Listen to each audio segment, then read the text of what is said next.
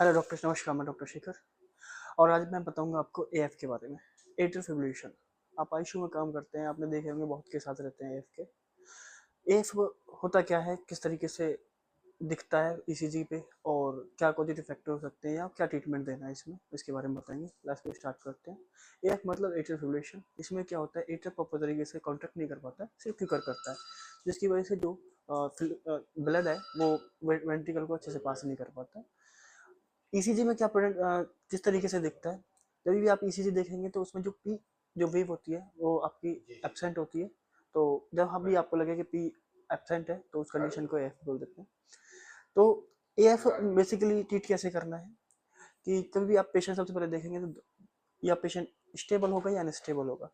अगर patient unstable है, like उसको साथ में चेस्ट पेन हो रहा है या फिर घबराहट हो रही है या फिर एंजाइटी या हाइपरटेंसिव हो रहा है, तो उस कंडीशन को अनस्टेबल कह देते हैं पेशेंट को। उस कंडीशन में अनस्टेबल पेशेंट की जो कंडीशन क्या होती है, उसमें हमको इलेक्ट्रिकल कार्डियोवर्जन और शॉक देना होता है।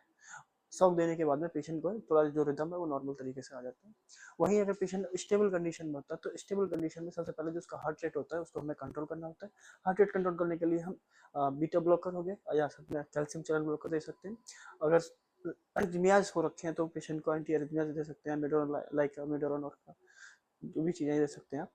और उसकी उस बेस पे आप पेशेंट को कंट्रोल कर सकते हैं। लास्ट में अगर पेशेंट को आप एंटी कोगुलेंट भी दे सकते हैं।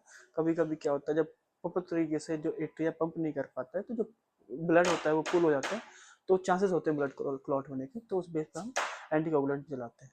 तो ये था atrial fibrillation. Thanks for watching and subscribe my channel.